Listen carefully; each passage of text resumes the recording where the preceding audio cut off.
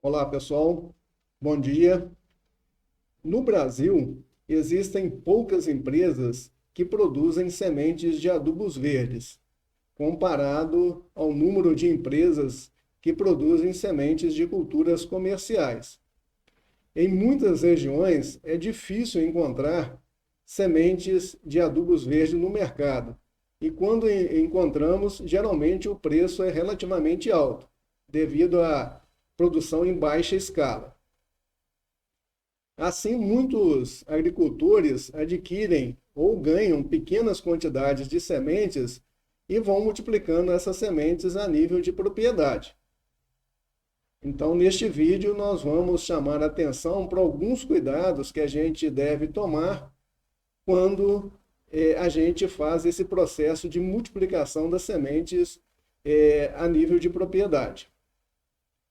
Bom, existe uma grande diferença quando a gente faz o plantio do adubo verde visando a adubação verde em si, ou seja, produção de biomassa para recuperação de solo, para adubação de culturas, como a gente pode observar do lado esquerdo aqui, acompanhando a seta, né?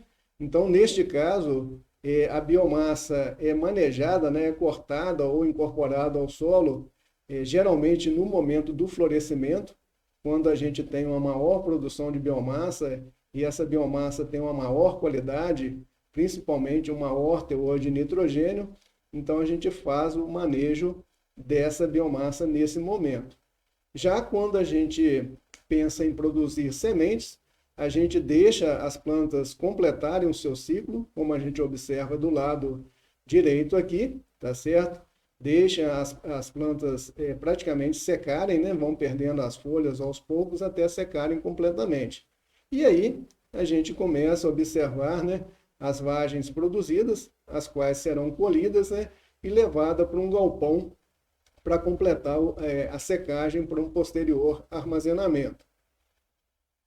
Então, outras diferenças, quando o objetivo é a adubação verde, também é em relação à densidade de plantio. Geralmente, quando a gente tem o objetivo de produção de biomassa para adubação verde, a gente tem uma maior densidade de plantio, ou seja, a gente coloca um maior número de sementes por hectare, ou por metro quadrado, ou por metro de sulco, né, para uma maior produção de biomassa. Então, as plantas geralmente estiolam um pouco mais, ficam um pouco mais altas, né, mas produzem mais biomassa, que é o objetivo da adubação verde, tá certo? E como a biomassa é manejada no período geralmente de florescimento, não ocorre a produção de sementes viáveis que poderiam germinar após, né, o manejo, né, e durante o crescimento da cultura que vem em seguida. Então, não tem o risco da ressemeadura natural pelo fato da gente fazer o manejo da biomassa no florescimento. Já quando a gente faz a produção de sementes, como a gente deixa a planta completar o seu ciclo, ocorre a produção de muitas sementes e por mais que a colheita dessas sementes seja feita de forma bastante criteriosa, muitas sementes vão permanecerem debaixo dessa biomassa, escondidas debaixo dessa biomassa, tá certo? Então, certamente vai, após o preparo desse solo aqui, essas sementes vão germinar. Então, se a gente plantar uma cultura logo em seguida, a gente vai ter o crescimento desses adubos verdes no meio da cultura, que a gente chama de ressemeadura natural, o que não é interessante, tá certo? Então, outra diferença também, quando a gente vai fazer a produção de sementes, a gente usa uma menor densidade de plantio, menor número de sementes por hectare, ou por metro quadrado, ou por metro de sulco, para permitir que as plantas cresçam mais, produzam mais vagens, né, e produzam mais sementes, tá certo? Então, o objetivo aqui não é a produção de biomassa, mas sim de sementes. Então, existem também essas diferenças. Com relação à ressemeadura natural, a gente observa nessas duas imagens, então aqui, antes da colheita das sementes, né, das vagens, né, e após a colheita. Algumas sementes permaneceram no campo, À medida que as vagens vão secando, elas vão abrindo naturalmente, que a gente chama de processo de deiscência natural. E se a gente fizer o cultivo de uma outra cultura, o preparo do solo e o cultivo de uma outra cultura aqui, essas sementes vão germinarem no meio da cultura. Então, esse é um problema bem sério no caso de culturas anuais. Então, uma estratégia interessante é se você produziu adubo verde naquela área de sementes, né, naquela área, é que você faça uma nova semeadura do mesmo adubo verde na área, colocando mais sementes, né? E aí essas sementes vão germinar junto com as que foram colocadas e no momento do florescimento a gente faz o manejo dessa biomassa. Então, com isso, a gente elimina grande parte das sementes que permaneceram no campo. Pode ser que alguns adubos verdes, como a mucuna, que tem uma certa dormência, podem até permanecer após esse ciclo, né? Então, existe esse risco, mas a gente diminui muito o número de sementes viáveis dentro da área, tá certo? Então, é uma estratégia que pode ser utilizada, tá certo? Quando a gente faz o cultivo de adubo verdes no meio das entrelinhas, né, de pomares, essa ressemeadura natural não é muito importante, porque as entrelinhas estão sendo sempre roçadas, mesmo que um adubo verde germine, né, a semente germine, ela vai ser roçada posteriormente, então não é tanto problema. O problema maior é quando a gente faz um cultivo de uma cultura anual, como milho, soja ou outra cultura anual logo em seguida. Aí realmente o processo de ressemeadura natural é muito complicado. Então a gente tem que tomar esse cuidado. Então aqui a gente observa as fases, né, de a cultura completando o seu ciclo, as vagens, né, debaixo, né, da biomassa produzida e aqui os funcionários, né, colhendo essas vagens. Isso aqui é uma área experimental de produção de sementes de mucuna cinza, né? Então os funcionários fazendo a colheita das sementes, as sementes vão ser levadas para um galpão, né, para completar a secagem, tá certo? Então a gente vai ver posteriormente, né, que a secagem das sementes é muito importante para manter a viabilidade durante o período de armazenamento. Para leguminosas trepadeiras como a mucuna, o labi-labi, se a pessoa tem uma pequena quantidade de sementes, ganhou uma pequena quantidade, né? Por exemplo, foi numa visita técnica e ganhou algumas vagens, né, de algum adubo verde, ela, para produzir mais sementes com essa pequena quantidade de sementes, uma estratégia interessante é plantar a mucuna, o labi-labi, próximo a um tutor. Neste caso aqui, o tutor está sendo uma planta de mamona. Então, a mucuna, no caso aqui a mucuna cinza, desenvolveu por cima de uma mamona. Então, com isso, ela produziu um maior número de vagens, né? Como a gente vê aqui, ó, muitas flores, né? Essas flores tudo vão dar origem a vagens, né? Então, a gente consegue uma produção maior numa pequena escala. O labi-labi também, ele tem um hábito trepador, né? Porém bem menos vigoroso do que a mucuna, mas quando a gente tem uma pequena quantidade de semente, é uma forma da gente multiplicar a semente, essa pequena quantidade de semente, num número maior de semente numa pequena área. Então é uma estratégia interessante também. Com relação à secagem das sementes, que é muito importante, a gente tem que levar essa semente para um galpão que seja protegido de chuvas e de orvalho. Então, as vagens são espalhadas no piso, né? Tá certo? Todo dia, o ideal é a gente fazer a movimentação dessas vagens para ajudar na retirada de umidade, né? E essas vagens vão ficar aqui durante 3, 4, uma semana secando, tá certo? E essa secagem é muito importante, tá certo? Porque quanto menor o teor de umidade, né, menor a atividade fisiológica das sementes, né, menor a respiração das sementes e com isso ela mantém reserva por mais tempo e mantém a viabilidade por mais tempo. A gente tem que lembrar sempre que a semente é um ser vivo, né? Ela continua as suas atividades fisiológicas, a sua respiração, né?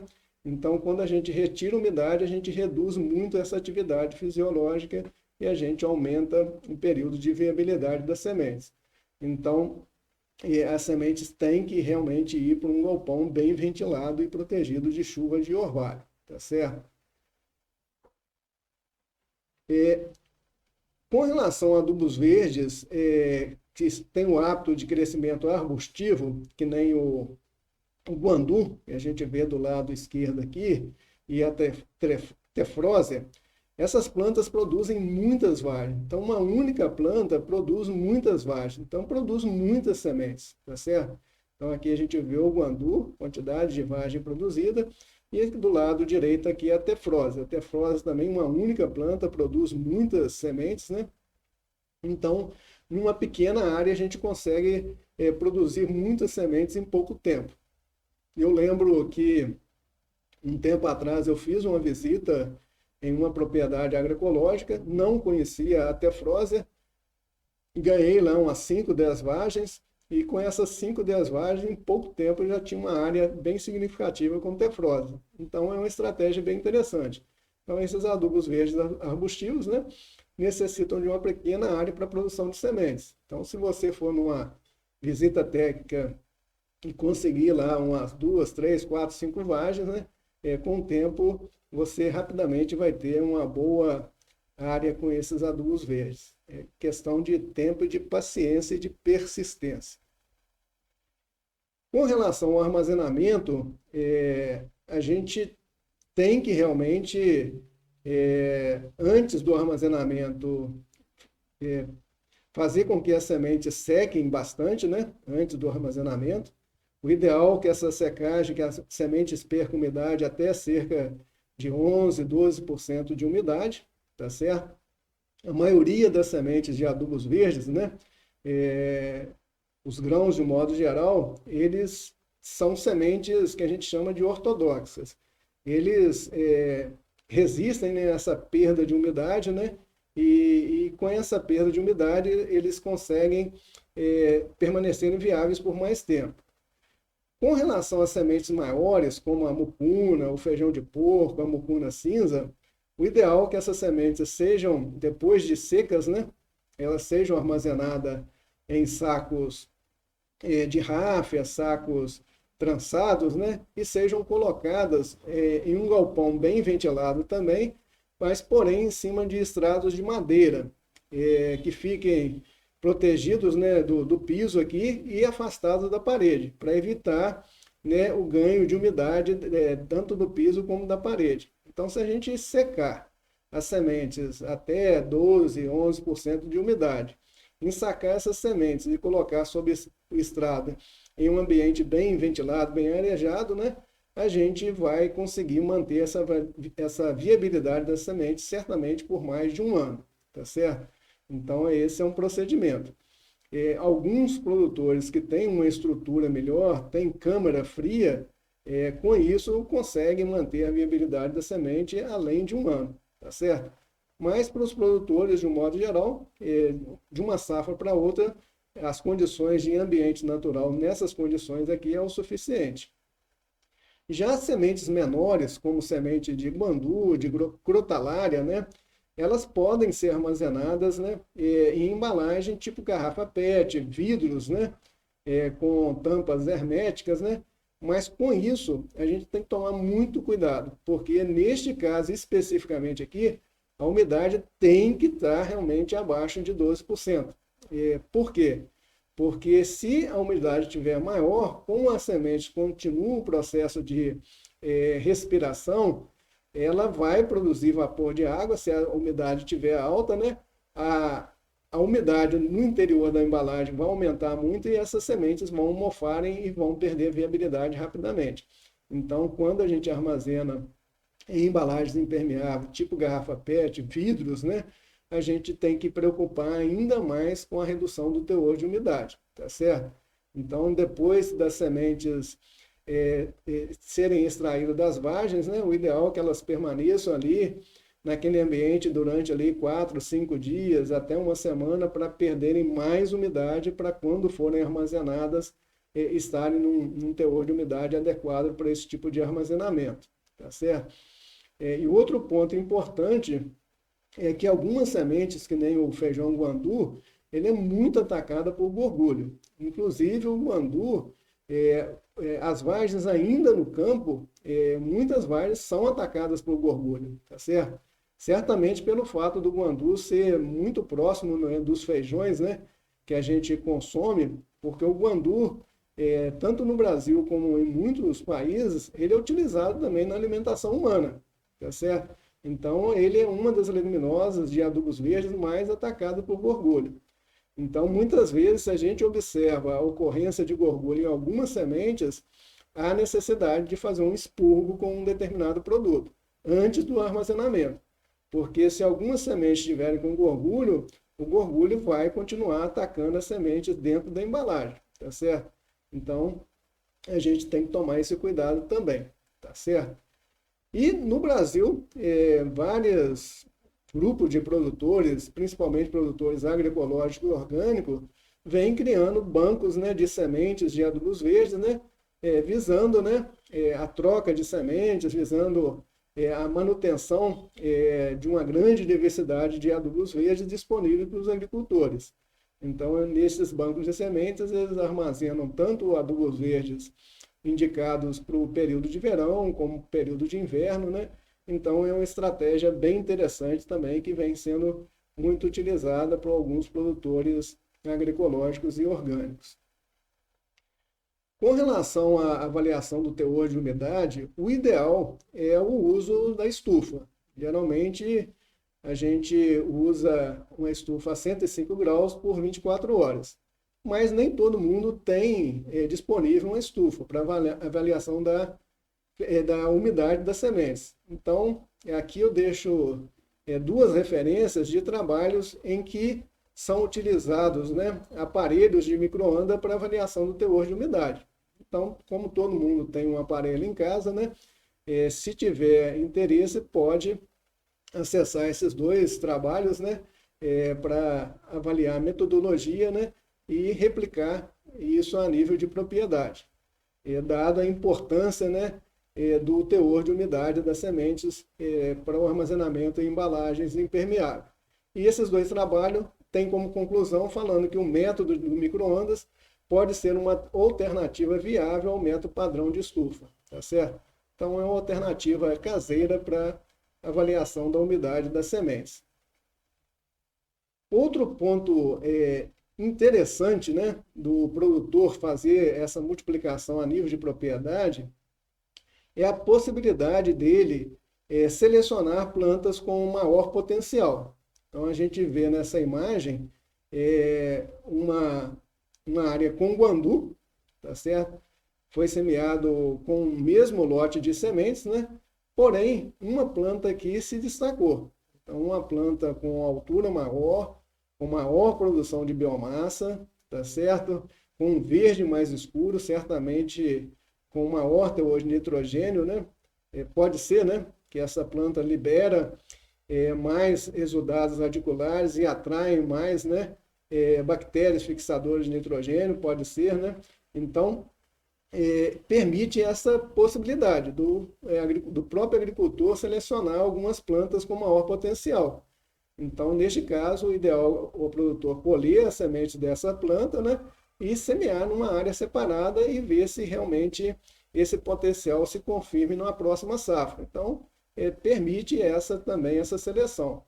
No mercado existe plantas de guandu de porte alta, plantas não, variedades, né, ou cultivares de porte alto, porte médio, porte baixo. Com certeza foi devido à seleção, né, dos produtores de semente nos campos de produção de sementes, selecionando plantas atípicas com maior potencial. Então, o produtor pode fazer também isso a nível de propriedade. E também na fruticultura, né, deixando um pouco de lado o adubo verde, na fruticultura várias variedades de laranja, de goiaba, foram selecionadas por produtores também a nível de propriedade nas suas lavouras comerciais. Então, essa multiplicação a nível de propriedade permite, assim, essa seleção. Então, é um outro ponto também bem interessante. E alguns adubos verdes, como o amendoim forrageiro,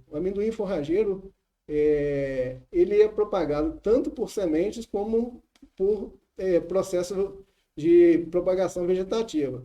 E o amendoim forrageiro, as sementes são muito caras, tá certo? E difíceis de serem encontradas.